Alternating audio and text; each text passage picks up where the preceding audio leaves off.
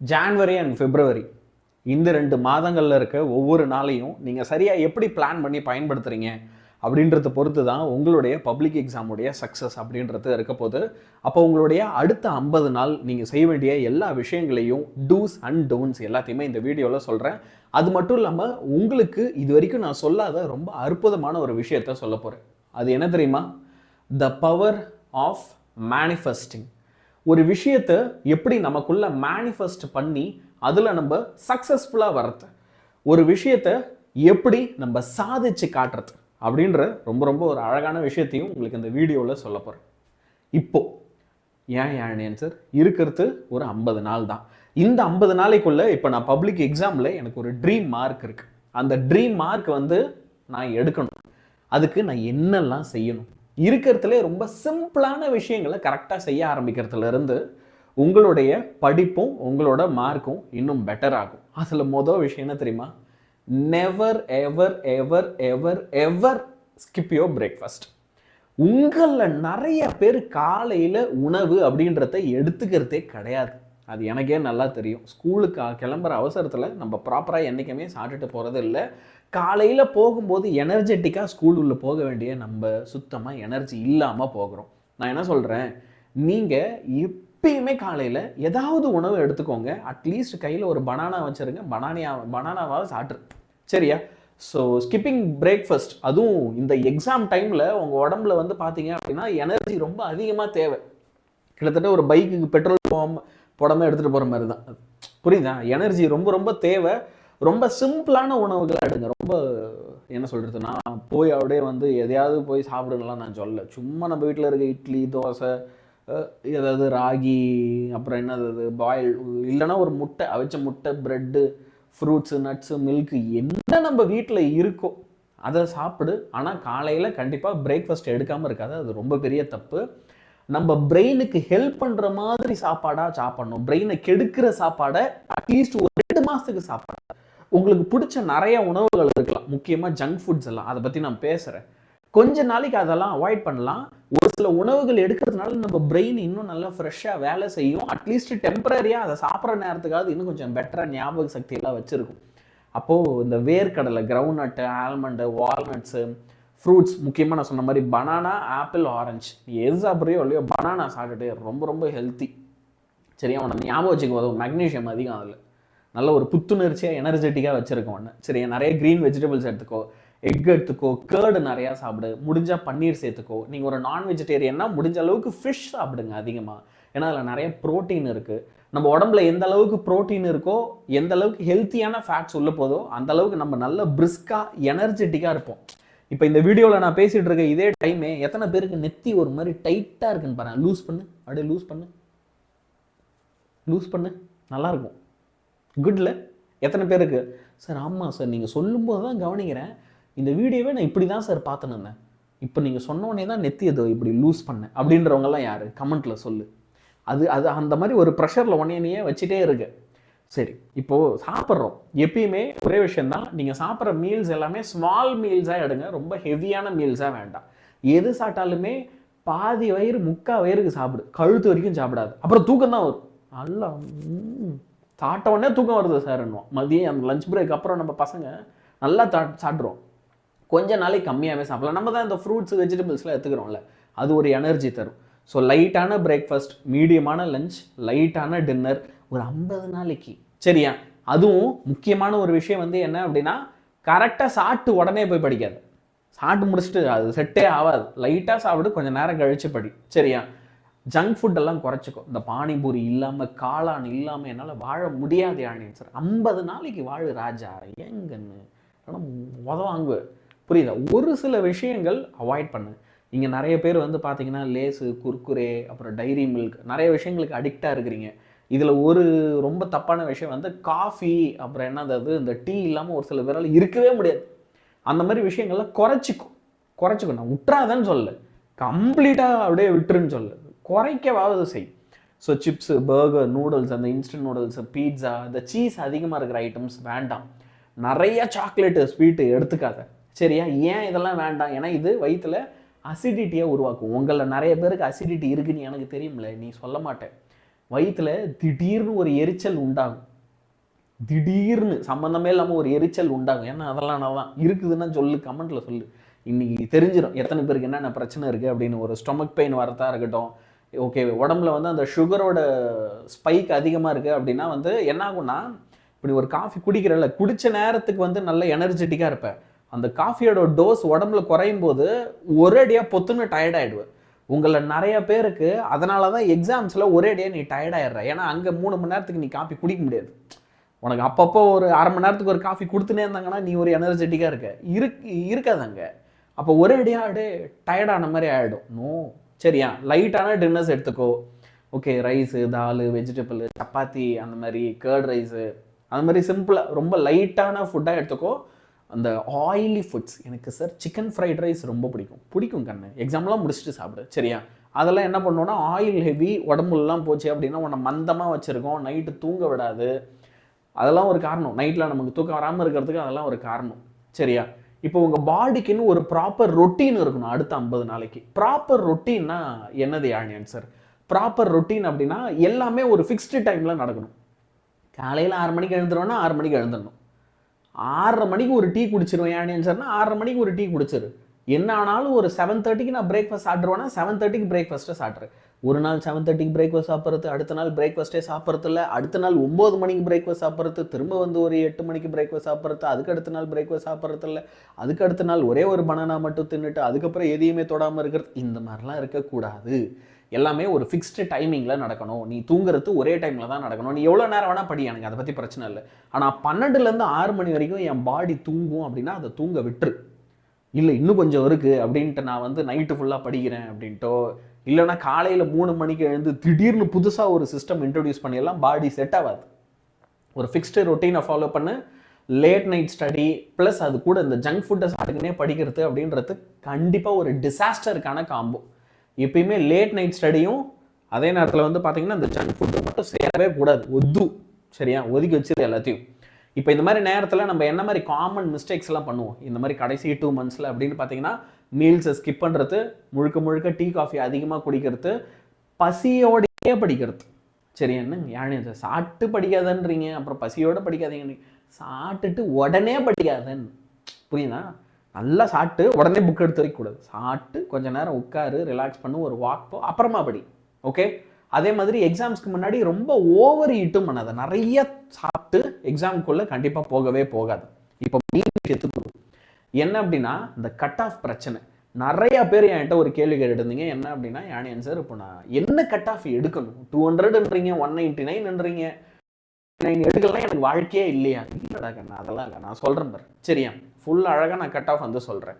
இப்போ நீ ஒரு இன்ஜினியரிங் ரிலேட்டடான கோர்ஸ் போகணும்னு ஆசைப்பட்றேன்னா உடனே வந்து பியூர் சயின்ஸ் பசங்க, பயாலஜி பசங்க என் கூட சண்டைக்கு வராது, உனக்கும் கட் ஆஃப் சொல்ல போகிறேன், சரியா. ஏன் அப்படின்னா நிறைய கொஞ்ச நாள் சண்டே ஆகுது. என்னமோ எப்போத்தாலும் இன்ஜினியரிங் கட் ஆஃபே பேசுனுங்கிறீங்க, எங்களெல்லாம் பார்த்தா மனுஷனை தெரியல. மன்னிச்சிரு, சொல்கிறேன். இது முடிச்சுட்டு உனக்கு தான் நான் சொல்கிறேன், சரியா. சரி, லைக் பட்டனை ஸ்மாஷ் பண்ணுறேன் யாழினி சரி, எவ்வளோ அழகாக பேசுகிறேன். எனக்காக லைக் பட்டனை ஸ்மாஷ் பண்ணிவிடு, ஃப்ரெண்ட்ஸுக்கெல்லாம் ஷேர் பண்ணிவிடு, சரியா. சப்ஸ்கிரைப் பண்ணிக்கோ, சேனல் சப்ஸ்கிரைப் பண்ணலாம். இப்போ ஃபிசிக்ஸு, கெமிஸ்ட்ரி, மேக்ஸ் இந்த 3 சப்ஜெக்ட் இருக்குல்ல, இப்போ இதோட கட் ஆஃப் வந்து பார்த்தீங்கன்னா இன்ஜினியரிங் போகிற பசங்களுக்கு ரொம்ப முக்கியம். ஒரு 195 கட் ஆஃப் இருந்தால் நீ சேஃப். இப்போ ஒரு பேஜுக்கு சொல்கிறேன், இப்போ நீ அண்ணா யூனிவர்சிட்டியில் போயிட்டு கம்ப்யூட்டர் சயின்ஸ் படிக்க போகிற இன்ஜினியரிங்க்கு, இல்லை இசிஇ படிக்க போகிற, இல்லை மெக்கானிக்கல் படிக்க போகிற அப்படின்னா அதுக்கான கட் ஆஃப் பாரு. 2024 கட் ஆஃப் 198லேருந்து 200 எடுத்தால் உனக்கு கிண்டி சிஎஸ்சியில் உனக்கு கிண்டி கேம்பஸ்லேயே சீட்டு கிடைக்க வாய்ப்பு இருக்குது. இசிஇ நீ வேணும் அப்படின்னு ஆசைப்படுறேன்னா உன்னோட கட் ஆஃப் 197லேருந்து 199.5க்குள்ளே இருந்தால் தான் உனக்கு இசிஇ கிடைக்கும். இதே நீ மெக்கானிக்கல் இன்ஜினியரிங் அண்ணா யூனிவர்சிட்டியில் போகணும்னு ஆசைப்படுறேன்னா 195லேருந்து 198க்குள்ளே உன் கட் ஆஃப் இருக்கணும். இப்போ அப்படியே வா, பிஎஸ்ஜி கோயம்புத்தூரில் இருக்கு பேர், அங்கே அதே கம்ப்யூட்டர் சயின்ஸுக்கு நீ கட் ஆஃப் வந்து பார்த்தோன்னா 197.5லேருந்து 199.8 வரைக்கும். இங்கே 198லேருந்து இங்கே 200னா இங்கே ஒரு பாயிண்ட் அளவில் கம்மியாக இருக்குது, சும்மா பாயிண்ட்ஸில் கம்மியாக இருக்குது, அவ்வளோதான். ஈஸி எடுத்துட்டுனா 195லேருந்து 198 எடுத்துருக்கணும். அப்படி இல்லைனா இப்போ எஸ்எஸ்என் காலேஜ் இருக்குது பாரு, அதில் உங்களுக்கு 196லேருந்து 199.5, அதிலே CSC GCT, okay, GCT Coimbatore எடுத்துக்கிட்டிங்க அப்படின்னா அதில் வந்து சிஎஸ்சிக்கு 193லேருந்து 196 இருக்குது. தியாகராஜரில் வந்து பார்த்தீங்க அப்படின்னா அதே சிஎஸ்சிக்கு 194லேருந்து 197 இருக்குது. எப்பயுமே சிஎஸ்சிக்கு தான் இருக்கிறதுலே அதிகமாக இருக்கும். இப்போ இசிஇ மெக்கானிக்கல்லாம் அதோட கொஞ்சம் லோவராக இருக்கும், சரியா. இப்போ இது உனக்கு ஒரு புரிதலுக்கு சொல்கிறேன். அப்போது நீ ஒரு டீசெண்டாக ஒரு 193 194 கட் ஆஃப் எடுத்தால் தான் உனக்கு ஒரு ஜிசிடியில் இல்லை தியாகராஜரில் சீட்டு கிடைக்கும் சிஎஸ்சி. அப்போது நீங்கள் அந்த 195 கட் ஆஃப் அப்படின்றத கண்டிப்பாக எய்ம் பண்ணணும். அதுக்காக கரெக்டாக பிளான்டாக ஹார்ட் ஒர்க் பண்ணி நம்ம என்ன செய்யணும் அப்படின்னா படிக்கணும். இப்போது பயாலஜி ரிலேட்டட் கோர்ஸுக்கு வரும். சரியா? இப்போது நான் பியூர் சயின்ஸ் படிக்கிறேன், நான் பயாலஜி ரிலேட்டடாக ஒரு கோர்ஸ் எடுக்கணும்னு நினைக்கிறேன். இப்போ என்னுடைய கட் ஆஃப் ரேஞ்ச் எல்லாம் என்னவா இருக்குது? இன்ஜினியரிங் அளவுக்கு உங்களுக்கு டஃப் காம்படிஷன் இல்லை அப்படின்னாலும் காம்படிஷன் இருக்கத்தான் செய்யுது. சரியா? ஸோ நீங்கள் ஃபிசிக்ஸு, கெமிஸ்ட்ரி, பயாலஜி இந்த 3 சப்ஜெக்ட்ஸை கோராக கான்சென்ட்ரேட் பண்ணி படிக்கணும். இப்போ நீங்கள் பிஎஸ்சி அக்ரிகல்ச்சர் போகணும்னு ஆசைப்பட்றீங்கன்னா அப்போ அதோட கட் ஆஃப் 189லேருந்து 194 இருக்குது.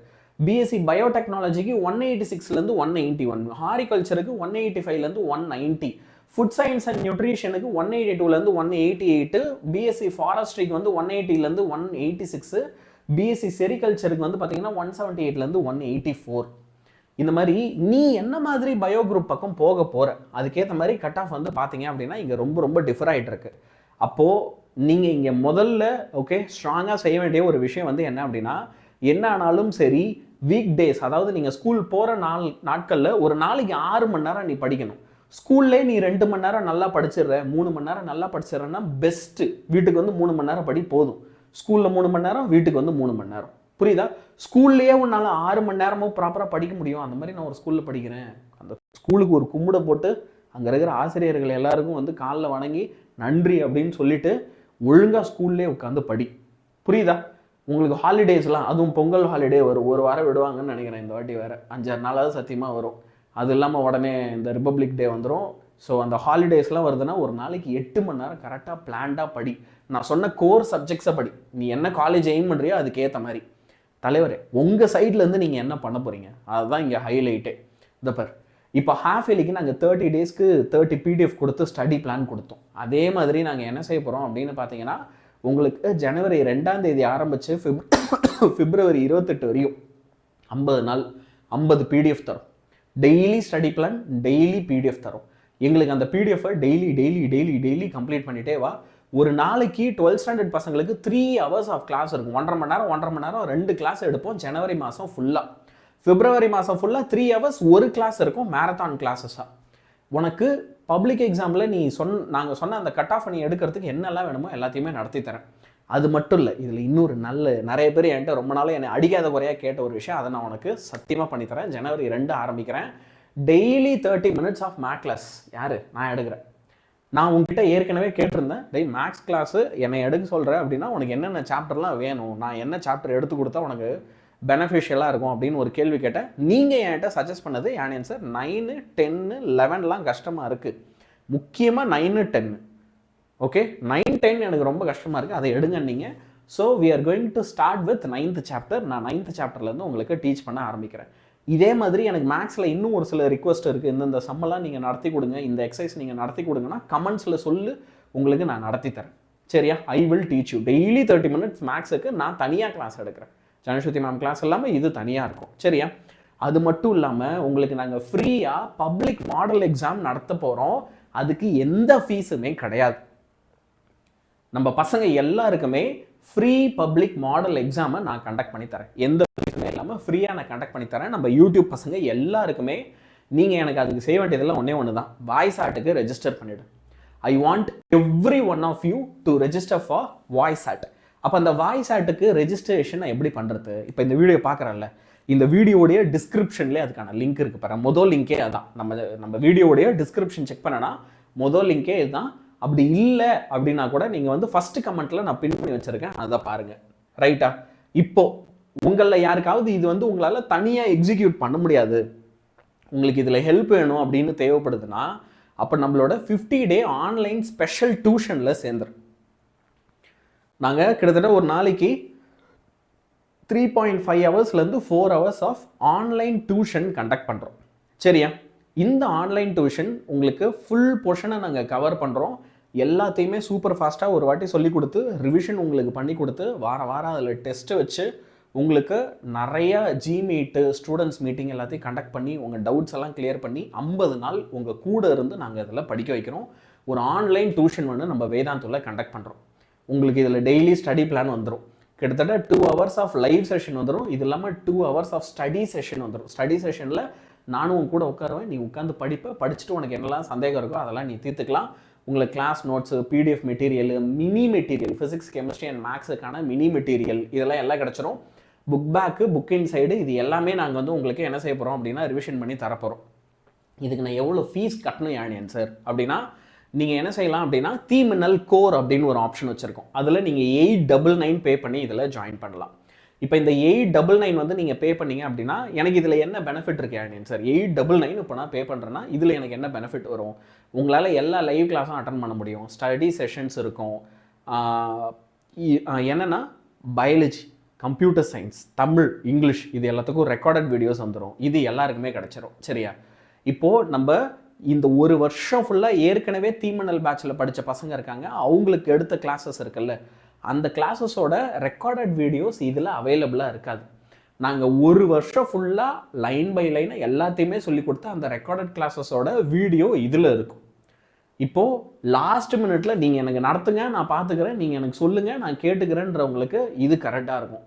எனக்கு நான் லைன் பை லைன் பார்க்கணும், எனக்கு ஒரு சில சந்தேகம்லாம் இருக்குது, அதெல்லாம் நான் நினச்ச நேரத்தில் தீர்த்துக்கணும்.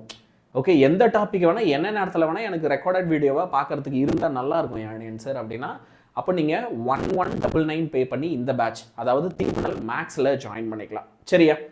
So that's it. யார் யாருக்கெல்லாம் இதில் விருப்பம் இருப்போ கண்டிப்பாக எல்லாருமே இதில் ஜாயின் பண்ணிக்கோ. இப்போது இதில் மறக்கக்கூடாத ஒரு விஷயம் வந்து என்னென்னா, நம்ம வைக்கிற பப்ளிக் மாடல் எக்ஸாம்ஸை அட்டன் பண்ணு. பப்ளிக் எக்ஸாமில் என்ன மாதிரி கொஸ்டின்ஸ் கேட்பாங்களோ அது எல்லாத்தையும் ப்ரெடிக்ட் பண்ணி நாங்கள் உங்களுக்கு ஒரு சீரீஸ் ஆஃப் கொஸ்டின் பேப்பரை டெஸ்ட் வைக்க போகிறோம். அதை நீங்கள் ஃப்ரீயாக எழுதலாம். கீழே வாய்ஸ் ஆட் அப்படின்ற ஒரு ஆப்ஷன் இருக்குல்ல, அதில் போயிட்டு எய்தர் நீட்டு இல்லை ஜேஇன்னு போட்டு ரெஜிஸ்டர் பண்ணிக்கோ. அதில் நீட்டு ஜேஇ தானே காமிக்குது, ஸ்டேட் போர்டே இல்லைன்னு ஒரு சில பேர் சொல்லுவேன். நீ நீட்டு போட்டால் பயாலஜி ஸ்டூடெண்ட்டுன்னு அர்த்தம், ஜேஇ போட்டால் கம்ப்யூட்டர் சயின்ஸ் ஸ்டூடெண்ட்டுன்னு அர்த்தம். எங்கள் மொழியில் அதான் நாங்கள் புரிஞ்சுக்கிறது. சரியா? ஸோ நீ அதுக்கு ரெஜிஸ்டர் பண்ணி வச்சுக்கோ. இதுக்கு ரெஜிஸ்டர் பண்ணுறவங்க எல்லாரையுமே நாங்கள் ஒரு வாட்ஸ்அப் கம்யூனிட்டியில் சேர்த்து விட்டுருவோம். உங்களுக்கு அதில் இந்த பப்ளிக் மாடர்ன் கொஸ்டின் பேப்பர்ஸ் எல்லாமே உங்களுக்கு பிடிஎஃபாக கிடச்சிரும். அதுக்கு ஆன்சர் கீ சொல்யூஷனும் கிடச்சிரும். செம்ம யூஸ்ஃபுல்லாக இருக்கும் உனக்கு. சரியா? So my dear boys and girls, thank you for listening the session so long. எல்லாருமே இந்த வீடியோவை உங்கள் ஃப்ரெண்ட்ஸுக்கு ஷேர் பண்ணிவிடு. நம்ம சேனலை இது வரைக்கும் நீ சப்ஸ்கிரைப் பண்ணல அப்படின்னா சப்ஸ்கிரைப் பண்ணிக்கோ. அண்ட் லைக் பட்டனை இது வரைக்கும் நீ ஸ்மாஷ் பண்ணல அப்படின்னா லைக் பட்டனை ஸ்மாஷ் பண்ணிவிடு. I am signing off and I am your யானியன் சார். டெய்லி கிளாஸஸில் பார்ப்போம். ஏற்கனவே நாங்கள் இருந்ததை விட இன்னும் 100 மடங்கு எனர்ஜியோடு வரப்போகிறோம். நீ எப்படி வரப்போகிற யோசிச்சுக்கோ. பாய் பாய்.